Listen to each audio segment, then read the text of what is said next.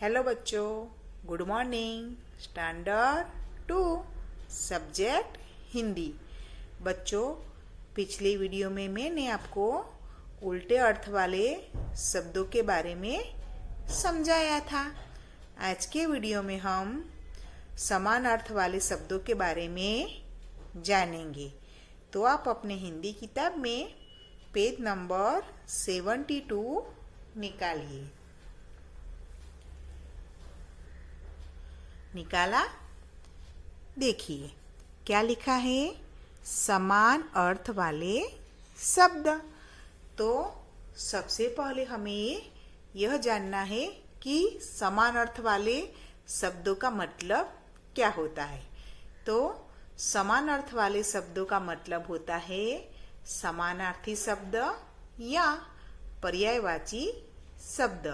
यानी कि हम समान अर्थ वाले शब्दों को समानार्थी शब्द भी कह सकते हैं और पर्यायवाची शब्द भी कह सकते हैं। तो अब हम यह जानेंगे कि समान अर्थ वाले शब्द क्या होते हैं। तो एक जैसा अर्थ बताने वाले शब्दों को समानार्थी शब्द या पर्यायवाची शब्द कहते हैं। जैसे कि एक ही प्रकार की एक ही वस्तु को हम विभिन्न नामों से जानते हैं। तो एक ही वस्तु के जो अलग अलग नाम होते हैं उनको हम समानार्थी शब्द कह सकते हैं। आप अपनी किताब में देखिए, तो यहाँ हमें कुछ चित्र दिए हुए हैं और एक चित्र के अलग अलग तीन नाम हमें दिए हैं। तो देखिए आप क्या लिखा हुआ है। चित्रों को ध्यान से देखिए और जानिए इन्हें क्या क्या कहते हैं। तो आप देखिए यह चित्र एक है, लेकिन इसके नाम कितने हैं? 3। यानी एक ही वस्तु को हम अलग अलग 3 नामों से जानते हैं। तो ये 3 नाम है, वो क्या कहलाते हैं? समानार्थी शब्द। क्या कहलाते हैं? समानार्थी शब्द। यानी कि इन तीनों नामों का अर्थ क्या है? समान। यानी कि एक समान अर्थ होता है, इसीलिए उसको समान अर्थ वाले शब्द भी कहते हैं। तो पहला चित्र आप देखिए, इसे हम किस नाम से जानते हैं? बादल। बादल कहते हैं ना, लेकिन इसके बादल के अलावा भी और कई नाम है। यहाँ दूसरे 2 नाम दिए हुए हैं, जैसे कि घन और जलद।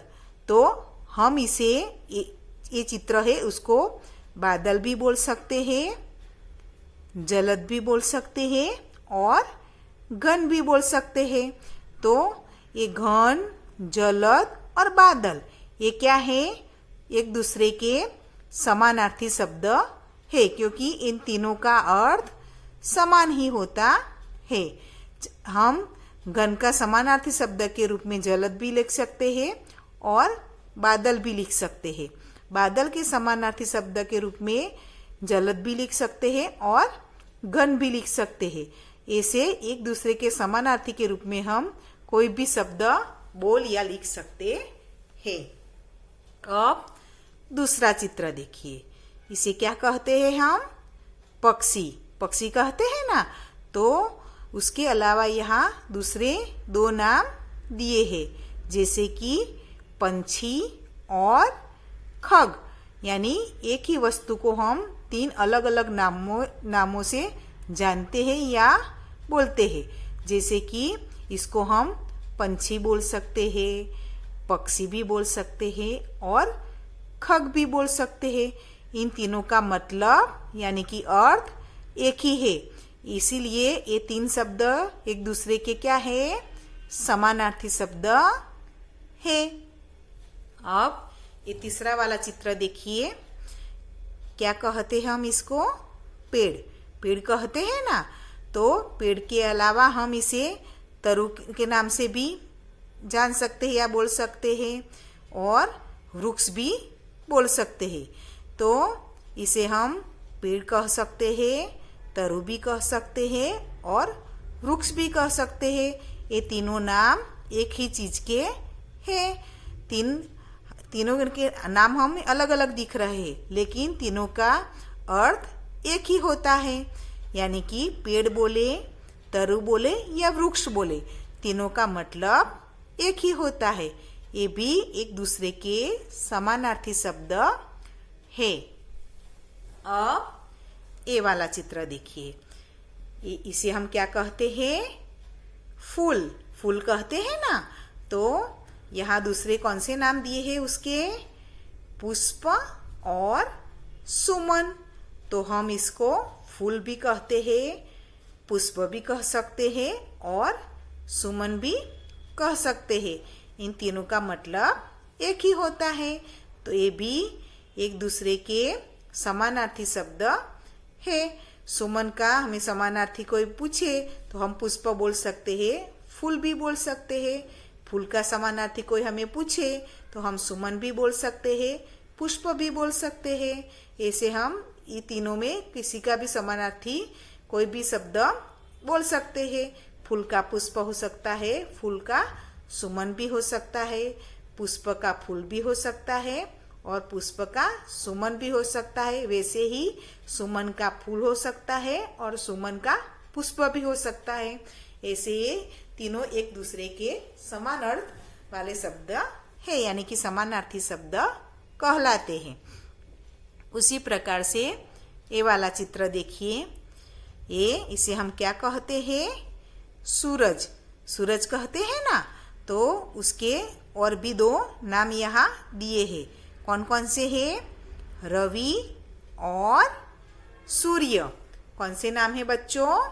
रवि और सूर्य।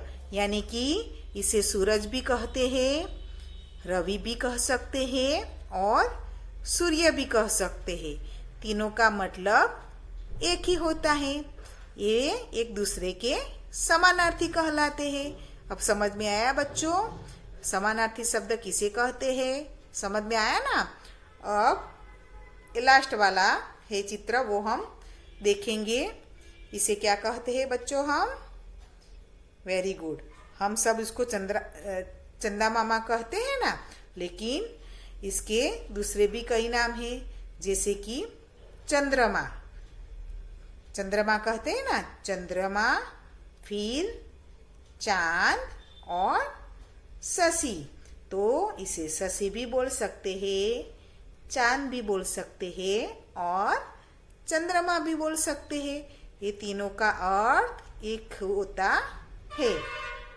यानी कि ये तीनों शब्द एक दूसरे के समानार्थी शब्द है। फिर से एक बार हम देख लेंगे, इसे कौन कौन से नाम से हम जानते हैं? बादल, जलद और गण।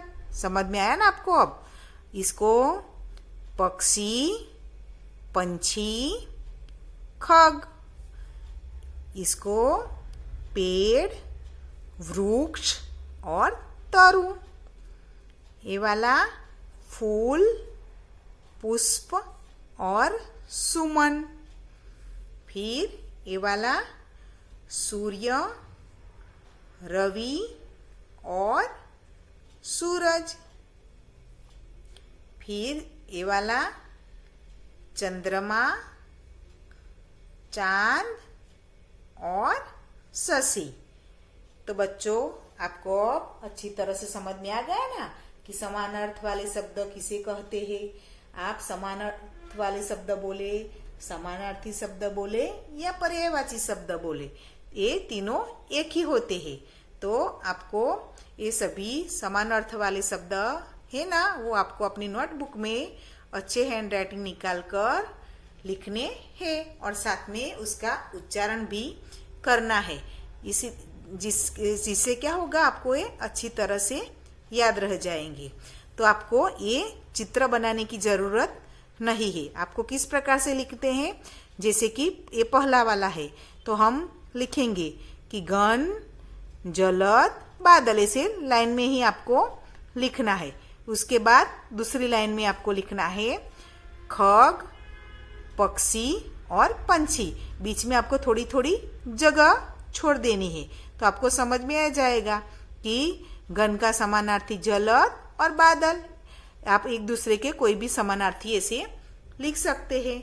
तो बच्चों, आपको ये समान अर्थ वाले शब्द अब अच्छी तरह से समझ में आ गए होंगे। अब हम अगले वीडियो में मिलेंगे। गुड बाय बच्चों।